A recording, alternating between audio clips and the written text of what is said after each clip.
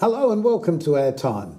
It's my great pleasure to welcome the most unusual couple, and when you meet them you'll agree, because their personal story is fascinating and the work they do couldn't be more different. But that's enough from me, because I'd like to welcome back to Our Time Shakti, who we've met before on the show, but as a dancer and a fringe venue manager, and her husband Jorg Hacker, who has the most amazing occupation, which they both share. But before we get into what your passions are, can we talk about how you met? Shakti, Jorg, how did you meet? Maybe you should start the story, Jorg. Yeah, no problem, because I will never forget that. I decided, I've been living in Adelaide for a long time, more than 30 years, but I decided in 2000, I have to see a fringe show because I have never done anything with the fringe. Okay. So I went to the program and I found a beautiful photograph and I said, I want to see this show. So I went there and it blew me away. So in the evening I sat down and wrote an email to the artist, the dancer. And I didn't expect to get a reply. No. But I got a reply the next morning from Japan, and this was actually, it developed into a considerable conversation. And then I learned that she will have another show in London about a month later. And I happened to have a task with one of our aeroplanes in London or in southwest England in a month's time. So I knew that I would go there. And so I bought ticket number one in of that show in London over the telephone. The agent didn't even know that there was a show. And then I spent more time at that show. And that was actually the first time we met and shook hands, and I bought her a beer. And that was so the person we're really all. talking about is the one sitting beside you. Exactly. We'll stop there. What did you think? You get a random email from somebody. Well, I get lots of emails from people who've seen this show saying they liked it and things like that. And I respond to every one of them all the time. So when I first got an email, I didn't think much. But then we had a nice rapport. I said, I'm going to be performing The Woman in the Dunes in London at the ICA in 1 month. And he said he'll be coming. And he did. And so we had a couple more email exchanges. And I asked him what he does. And I remember exactly, he says, he flies in the jet stream and measures turbulence. And I thought, oh, okay, jet stream, turbulence. Well, if he wants turbulence, he can get it with me. And that's how it all started. Isn't that amazing? Isn't that amazing? It's the fan meeting the star, isn't it? That's really what it is. Yep. And you've had this amazing relationship. So we just talked briefly about the fact that you fly. You didn't fly before. No, only on airliners. Yes, in the passenger seat. Exactly. And I didn't dance. No. You still don't dance. But now you also crew her shows. Yeah, I do the tech lighting shows, and yeah. a lot of the Sound. backstage activities and organize all of that. And we even have a few shows which we Created together. That was probably one of the most exciting In the things jet stream. in my life. In the jet stream. Causing turbulence, of course. Well, you here in South Australia, you usually manage the venue called, The Garage International which is behind the Adelaide Town Hall. at Adelaide Town Hall. That's my venue, and I manage it there, and I program it, and I have all my shows there also. And you also in Avignon in France? In Avignon, yes, in And July. where else? And we slowly have a small little festival in Tokyo Right. and in Kyoto. So just explaining that you're both Japanese and Indian is Yes. your background, and you're German? Pure German, yes. Pure German. And she's just pure fun. Exactly. Okay, so now, because we've talked to you on the show before about your dance world and the amazing things you've achieved in your life and the fact that you're still dancing. So coming together, when you finally did come together and realise that, oh, he flies, I dance, how did you learn about flying and what you actually do in the plane? Because you're really the co-pilot. That's true. And you're constantly updating computer information. Because I have no idea about science or flying or anything about that, but I slowly edged my way into his work, into his world, because I found it fascinating. You know, starting from the wingtips, you just go closer and closer to the cockpit, and then no one can kick me out now. But then, you know, Jorg respects my work so much. Yes. And I think of what he does, he's a genius in what he does. I agree on both And counts. the fact that we can work together, I can be part of his world, even in a small bit. I was very happy. And he can be part of yours, yeah. Well, you're both observing. That's what's so interesting, I mean, on both counts. So the plane that you fly, and we've got quite a lot of photographs that you've brought in, and you're going to have to explain it because to me, I'm totally confused. But look at this amazing craft. It's got an engine, I gather, so it's an aeroplane, yes. but it's also a glider? Yes. How does that work? It is what's called a motor glider. And a motor glider means that it's got the really good aerodynamics, very little resistance to the air. And it uses only a small engine. So it has a 90 horsepower engine in the front. Right. It's very smooth, which is great for our measurements. Part of the performance comes from its 18 meters wingspan. So it's quite wide. It's quite wide. And it runs on premium unleaded, not on F-gas, which is great for some of our measurements because we do, for instance, measure methane and CO2. Right. And you don't want to pollute your measurements with the exhaust Of from course the not, aircraft. no. So just explain what it is you do up there. A lot of different measurements. We say, when people ask me that question, we basically measure just about everything you can measure in the air or in the atmosphere and on the ground, except we are not doing geophysics like aeromagnetics or things like that. But we measure the air, the wind, the pressures, the temperatures. We measure and things like the carbon dioxide in there, we or measure methane. the gases, we measure the very small particles. You can either see them or you cannot. We also look down with so-called remote sensing instruments, like we have a LiDAR that we shoot down to the ground. Right. And we measure centimeter accuracy, the shape of the landscape.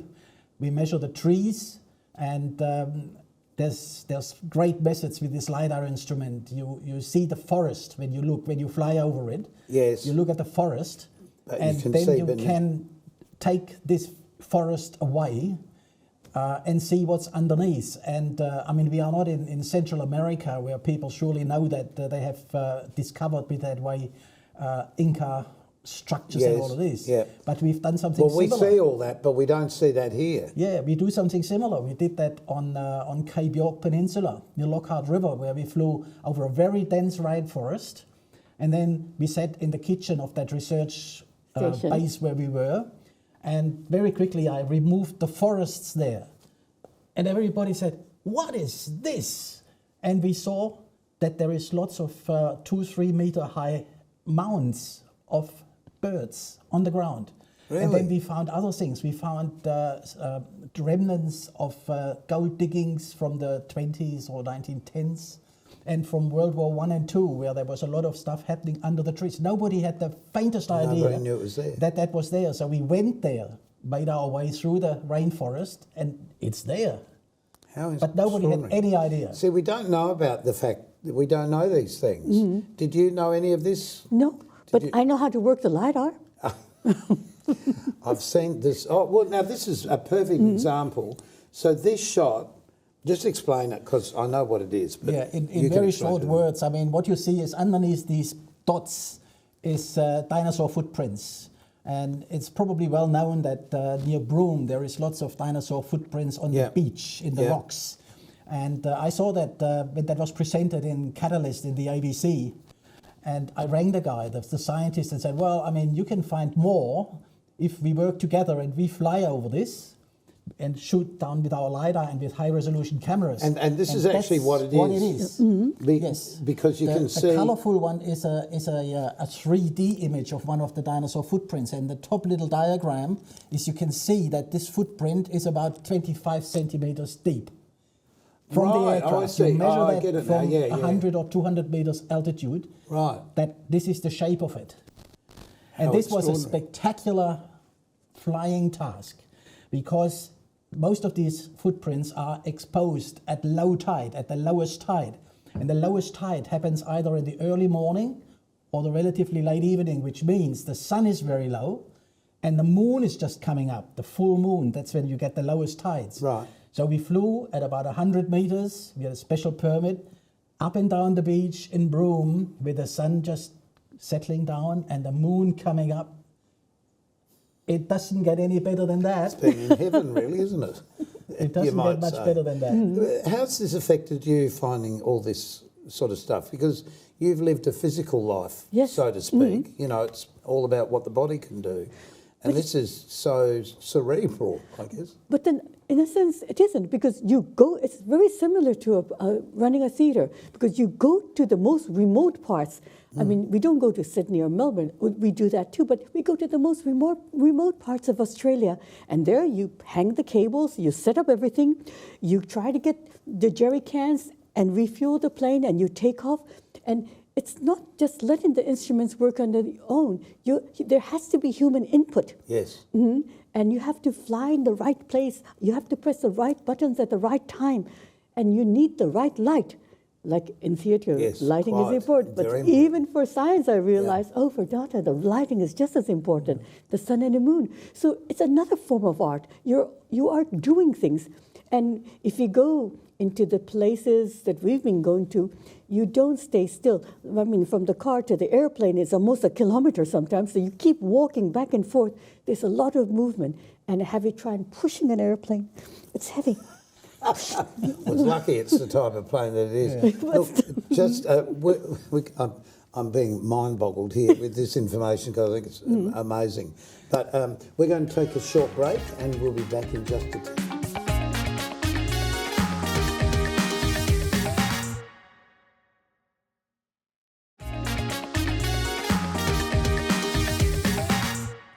My guests are Jorg and Shakti, and we've just been having a look at some of the amazing shots that have been taken from the aircraft. But we've got a whole lot more, and the best thing is let's show them and talk about them. Because what you do is quite amazing. Who do you do it for? Well, this particular one that's showing there is measuring the methane and CO2 emissions from LNG facilities, mainly in Western Australia or in Northern Australia or in Queensland. Okay. And this just explains very pragmatically how you do it. You have on the left-hand side, you have a LNG facility, like Pluto or something. And you can see where the wind is blowing. Yes, it's all blowing to the sea, and you fly with your aeroplane backwards and forwards through this plume. The trouble is, this plume you can see where it is. Normally you cannot. You can only see this because there was a fault in their equipment. So this is what you normally do, and the red lines on here, that's the methane emissions that you can see. And then you can sum that up, and then you can say, that's what you are emitting. So you're doing this for them? No, we do it, it's funded by the International Methane Emission Observatory, which is a sub-organization of the United Nations. Right. Because it's high-profile stuff, isn't it? Yeah. I mean, you're really talking about, well, I mean, everyone's talking about climate change, but the reality is you're in it. Yeah. Yeah. Oh, yeah. I mean, and it's in fact, no, that was never done before in Australia, that anybody checked really by taking an instrument through these plumes. Of being in it to do it. Yeah. Right. That has nobody, but it's done from satellites and all of this, but you can always say, this is too far away. If you fly through it, you're in it. There's no question, nobody can argue with it. Exactly. Well, again, here's a great shot. Yes. And we can see on the left, I think, is this where you flew? Yeah, the green lines are where we flew, and this is in Western Australia. You can, on the Burrup Peninsula, you can see the various plants that are there, very controversial, Woodside. And you fly through there and you can exactly determine how much methane and CO2 they emit. Are they happy to know this? Or we tell them that we will do in sort of the next months these measurements. And obviously they are very keen to Close everything down, chaps. They're coming over again. So I don't think that's possible for them. No. We were wondering about that too, but it's not. Here's a great shot. I love this because this is obviously what you're looking at. That's our working place. And the computer screen is mine. Yeah, so Shakti sits in front of the computer screen and you see where you fly. Lucky you're a couple. You're a bit close in there. Oh yeah, talk about close quarters. It is quite close, but it is also very comfortable. Like these missions take 5-6 hours. Well, if you're not available, I'll fly with him one day. Then you'll have to be in charge of the in-flight entertainment and in-flight catering. I'll sing. That'll be fabulous. Yeah, this is just to illustrate a bit of how far you fly around. I mean, we together flew over the last 20 years about 3,000 hours crisscrossing Australia, and that is a lot of time. What a great thing to be able to see the nation. Oh, yes. Yes, And yes. you fly low through these areas, not as like in the airliner from 30, 40,000 feet. You fly at 1,000 feet, vegetation, 5,000 everything is feet, incredible. 10,000 feet, something like that. And you see one hell of a lot of things. You are also faced with very interesting issues. Like, for instance, you see this St. George thing here. This is actually happening today again with all the flooding. The flooding, I can see, I was about to say. Yes. You can see flooding there. When did this happen? That was in 2010. 2010, Yes. I saw in the ABC News that the mayor of St. George was complaining that they have no idea where the water is going. They don't know if they have evacuated the town or what.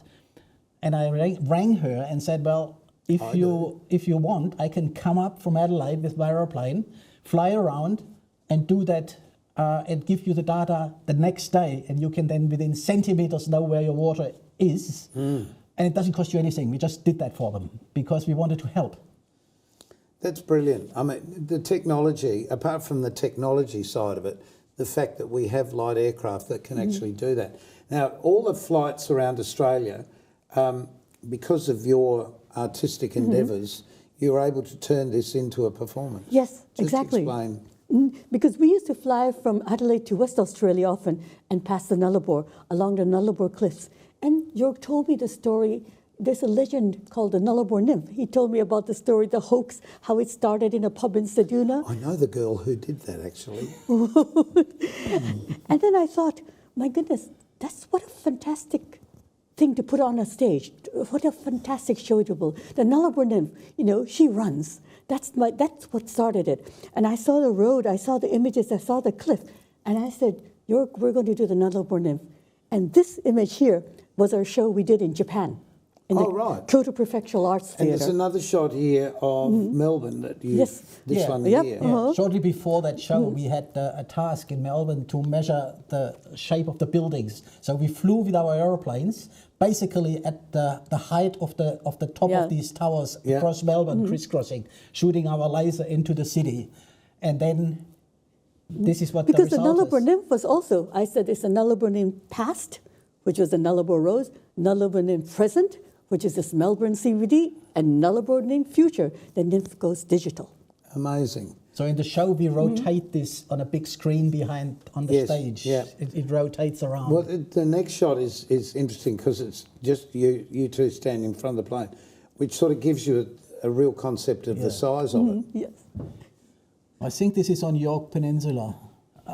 So when we travel, Well, you took the photo. No, you didn't take the photo. No, somebody else took it. Because you're in it.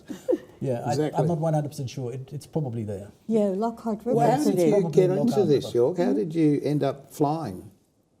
I always wanted to fly. Well, don't we all? But not everybody does. Yeah, well, I've started with 14 flying gliders Oh, really? in Germany, and Right. you can actually fly solo at 14 in Germany. Yes, isn't I that did amazing? that, and that I loved it, and then I wanted to combine that with science. So I studied science, atmospheric physics, and then I wanted to apply this to make measurements. So I did this in Europe and in Germany already, but in some way this is boring because every air molecule in Europe has already been measured. People have seen it. And so I got a possibility to take a scholarship at Flinders University in Adelaide and measure all these things for the first time because there was nothing in Australia of that type at all. Right. I had the Amazing. chance to do something completely new. Yes. And Yes, to write I a had new no story. idea where this will lead to. If anybody had told me when I came here in '81 that we would end up doing measurements like this, I And would have you'd said meet you must her be as mad. well. And that as well. And vice versa. Yeah. Okay, we've got a few more here, a few more shots that are worth looking at and need a little bit more explanation. But just quickly, who funds this for you? Is it the World Organisation or is it individuals or? The methane is funded from the United Nations. Right. But many of the other projects are it's from many different sources, like the Right. Australian Research Council. They Right. don't fund necessarily us, but they fund other university researchers to do something. Yes. And they can't do this without getting in the air, and getting into the air issue is difficult. Yes. It's not Come in, trivial Jorg. at all. Come in. We want to have a look at it. Like this one here. Where's this? Yes, that is that's actually also on the Barrow Peninsula. This is Pluto. This is one of the LNG facilities on Woodsides. Okay. This is nice in Darwin. photo. This is in Darwin. Oh, okay. Ichthys. And so you see these incredible structures. Yes, we don't see this from the ground. We just see Not really. something on the horizon. This is one thing. You see these structures. They are incredible engineering structures. Like yes. This What is do you call interesting. this? Well, and this is one of the areas where they flare off the surplus gas, and we call it barbecues. So we have sort of in our voice record, is the barbecue on today or not? Yeah, okay. This is Ichthys. And the reason why they do it that way is that the light doesn't disturb the wildlife too much. At least that's what they're telling us. Okay. Well, if you're on the ground, but if you're a bird, you'd be a bit... Oh, yeah, that's a different be matter, afraid, yes. be very afraid. Yes. So this work that you're doing, where do you feel it's taking it? Well, for example, everywhere we hear, you know, that the planet's in deep trouble because of man-made issues, and politically there's been a lot of stuff going on that's not true, or, you know, we've got Americans doing one thing and saying another thing, and in Australia we have a lot of climate deniers. Because you're up there, what's your message to everyone? Well, we are in a bad shape, there's no question. And this is not just the emissions and all of this, but it is also other things like that. Destruction. One very simple fact is, when I started doing all this flying here in Australia, and we flew cross country at low level and landed, the whole front end of the wing was full of insects. Right. Now, Nothing. there's none. What happened? Interesting, yes, what happened? Yeah. That's actually Extinction. a really good point, isn't it? Extinction. I mean, remember with your car when you 30 years ago or 20 years ago drove long distances, you had to clean your windscreen all the time. Do you know that's so true? Yes, So sure it is. true. And big ones too. Yeah. And No, there's today, nothing. No. do you ever have to wipe sort Hardly of at all. What a smash brilliant bunks point of to make, though. of the windscreen? No. Yeah, what a brilliant point to make. We've got to be very... we keep our houses hopefully clean, but we're just not doing the same for the planet. Yeah. And I mean, with these emissions, we are well aware that a lot of people's livelihood depends on doing Working these in LNG, those, and even more so, the big open-cut coal mines. A lot of people, I mean, we spend a lot of time even in the coal cities, the coal towns in Australia, talking to the people. But the issue is, you have to first say there's so much emission, like in numbers, in real numbers that you can show on paper, is being emitted by these processes, and so much of the landscape is being, in a way, destroyed, because it's really destroyed, before you can then say, okay, can we perhaps not totally stop it, but is it worth, even in terms of dollars, is it worth to scale it down a little bit and Or do it find more another way of doing efficiently? it. Yeah. And I over get that. 20 years, not Yeah. tomorrow morning. You know that full well. Yeah, we've got to take another short break, but we'll be back with this interesting subject in just a moment.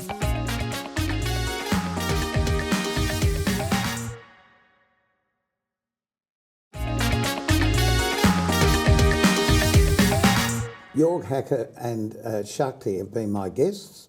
We've just got a couple of shots we've got to talk quickly about, so please explain as we put them up on the screen. Yes. So guess what this is? This is the Nullarbor Cliffs. Right. But not in a photograph or anything like this, but from a laser. You shoot a laser down from the aircraft, flying low past the cliffs, and then you get this. So you can measure how high it is. You can measure how deep it is. And this is not a photograph.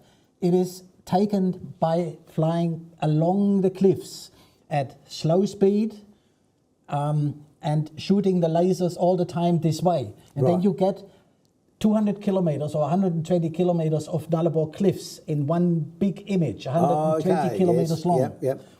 And the instrument that does that is this. Is that? This little red laser scanner.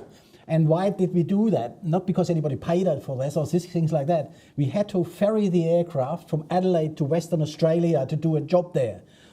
And we looked down and said, wouldn't this be something where we can try this instrument out? Yes. So we did it. Amazing. We landed in Forest. I processed the data, sent it to the manufacturer of this instrument, and they were blown away. It's incredible, isn't it? There's so much to talk about. You're going to have to come back because we've only scratched the surface, as in fact you keep doing with all of your research that you're doing. Amazing. Thank you so much for being part of the show. Great to see you both again. And great to be able to tell your love story, which is just fantastic. So everyone, until next time on Our Time, my sincere thanks to you both. So keep yourself nice till you meet again. Bye.